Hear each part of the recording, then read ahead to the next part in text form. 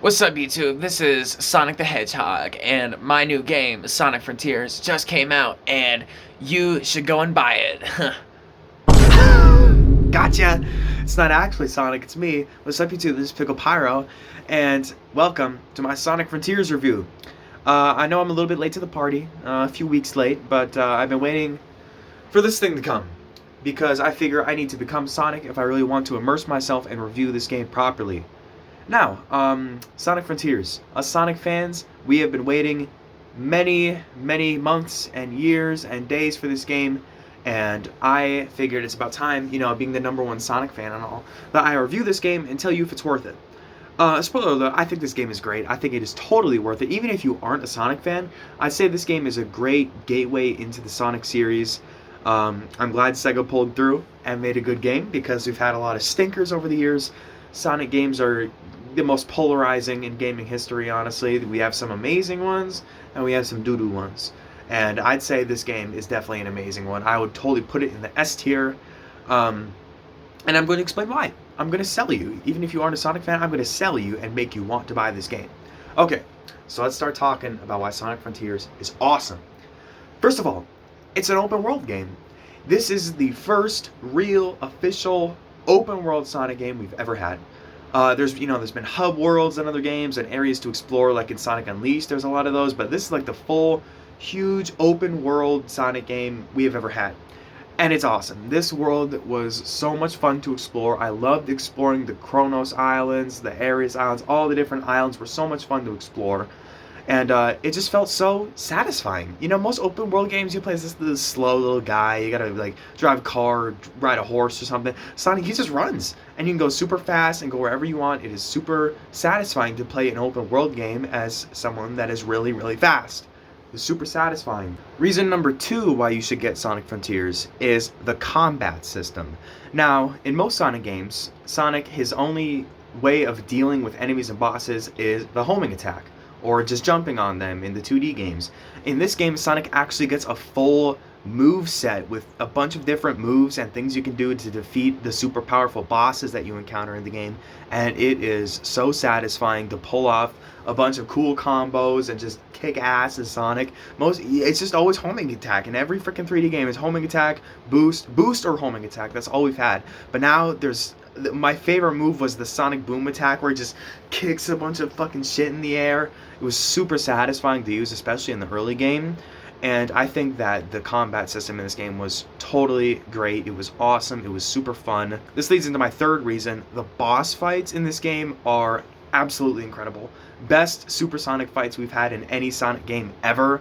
If you don't know how the supersonic fights work in this game, is at the end of, there's 5 different islands, and at the end of almost every island, there is a Titan boss fight, which are these huge fucking robot things, and your goal in Sonic Frontiers is in every island you have to collect all the Chaos Emeralds and defeat the Titan to save your friends, because Tails, Knuckles, and Amy are trapped in cyberspace, which is this area that you're in the game, and they're all glitched out, and you have to defeat these big robot guys to save them. So you got to get all the Chaos Emeralds, and once you do get all the Chaos Emeralds, you turn into Supersonic, and you do these super awesome fucking boss fights with the most banging music ever. SEGA really killed it with the soundtrack of this game. I mean, they better kill it with the soundtrack. That's the one thing that people can agree is good about Sonic games, is the soundtrack. Because, I mean, come on. Everybody likes Sonic. Everybody likes Sonic music. But the boss fights are so awesome. It was so satisfying. In the second boss fight, you can parry his dodge and then fucking grab him and throw him in the fucking cliff. It is so awesome. It is so badass. It was so much fun. I'm going to try to keep spoilers at a minimum, by the way, because I know a lot of you haven't played this game, and I'm trying to convince you to. Wow, the structure of this video is really bad. Third reason why you should play Sonic Frontiers is the story. SEGA fixed Sonic characters, everyone. Ian Flynn was the writer of this game. He's the writer of the Sonic comics, and they brought him in to work on the character dialogue in this game, and holy crap, they fixed Sonic characters. Thank God, from that monstrosity Sonic Forces, which absolutely killed everybody's character, made Tails a pussy, made Knuckles a dumbass. They fixed that in this game. Tails is strong again. Knuckles is independent and cool again. He's not a dumbass anymore. So that's awesome. The story of this game is super cool. And Sage, the new villain, was super interesting. She's one of my favorite Sonic villains. I mean, being Eggman's daughter and all, that's pretty. I mean, that's pretty rad. I like that Eggman took kind of a back seat in this game. It wasn't like the main villain, and she was. I'm not gonna say what happens, or I said no spoilers. I can't get too excited. But play Sonic Frontiers. It went on sale during Black Friday, so you should have got it then, but you should still buy it for full. I bought it for full price, and it took me 18 hours to 100% the game. Yes, I 100% the game in like 4 days. I was really addicted to it, so I totally recommend that you get Sonic Frontiers. I personally would rate it like a solid 8 out of 10, because I should probably talk about some flaws now, because the game is not perfect. So the main Sonic gameplay, boosting really fast, going through enemies, those are in the cyberspace levels, which are, there's a few different cyberspace levels in each island, and you unlock them with a little item that you get from beating bosses, and your goal is to complete 4 different objectives to get vault keys, which you use to unlock Chaos Emeralds, which you use to beat the boss fights and move on. These cyberspace levels are a lot like traditional 3D Sonic gameplay, where it's go really fast, defeat enemies, get to the end, get all the red star rings, usual 3D Sonic gameplay. I think these could use some work. They're a little bit janky. They feel different than 3D open world Sonic that we play throughout the main game. The cyberspace Sonic feels a little bit different, a little bit janky. There are a few levels in particular that felt like, man, this feels a little bit unfinished. And it is kind of a bummer that there's only 4 different stage designs. It's only Green Hill, Chemical Plant, Sky Sanctuary, and only one new one, which is like a city that kind of looks like, what's that one Sonic 06 world? Crisis City. It looks a little bit like Crisis City. I don't know. It's a little bit of a bummer. Sonic fans are very tired of playing on Green Hill Zone. We've played on Green Hill Zone like every freaking Sonic game ever. So that's a little bit of a bummer, but I still had fun playing them, and it was fun going for the S rank and 100%ing them, which is a pain in the butt. 100%ing those levels is pretty tough, especially some in particular. But yeah, they have a little bit of jank, it could be fixed. Oh, and did I mention there's a fishing minigame? Yeah, that's right, you can go fishing in this game. How did I not mention that until now? Everyone loves fishing. And it's with fucking Big the Cat, who is the most Sigma badass pussy slayer character in Sonic history. Yeah, did you know that? That should have used. That should have been the first thing. That should be the first thing I say in the video. You can go fishing with Big the freaking Cat. Isn't that badass? Isn't that awesome? And it's super busted too, because you can buy like so much stuff from his store, and it's super overpowered. So yeah, that's awesome. Why else did you buy Sonic Frontiers? Well, if you aren't sold already, I mean, come on. But I guess I should talk about the soundtrack a little bit more. The guy that did the soundtrack for this game is the same guy that did the soundtrack for Sonic Frickin' Adventure 2, and you guys know how I feel about that game, so that's already like, oof.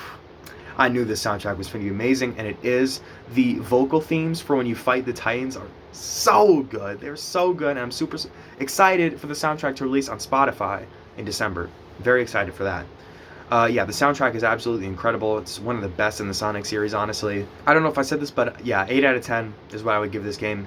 Even the critics are giving it like a 7 out of 10, which I kind of disagree with. I give it that 8, but very surprising. I've seen a couple people hating on it, but people just want to see Sonic fail. They've always wanted to see Sonic fail. But I'm honestly very surprised, and I'm very happy with the good public reception this game has got. Because Sonic fans, we need this. We need this. We've had nothing but booty games over the years. We had Sonic Mania. That was like the one diamond in the rough. And then we had Sonic Forces and all these stupid booty games that SEGA finally pulled through and gave us something good. And I am very excited for the future of Sonic, and I hope that they learn from the mistakes of this game and make a banger game for the next Sonic game, whatever that's going to be.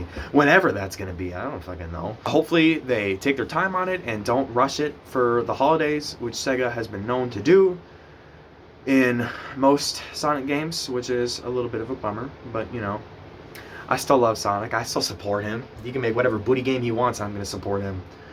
Yeah, anyways, I think that's all I have to say about Sonic Frontiers. You should totally pick it up if you I mean, it's an open world Sonic game. That would have me sold immediately, honestly, because I love open world games. and being able to play as Sonic and go really fast. I mean, come on, that's just super awesome. Oh, should I talk about the final boss? I don't want to spoil anything. I'll talk about how to get the final boss. I won't say what the final boss is because I don't want any spoilers. But it is a little bit lame to me that for the final boss you have to play on hard difficulty to unlock it. That's some good information, by the way. If you play Sonic Frontiers, play it on hard because that's how you get the true final boss, which is a little odd. If it was me in charge, I would have it if you do all the side stories, you unlock the final boss. I think that would make a lot more sense.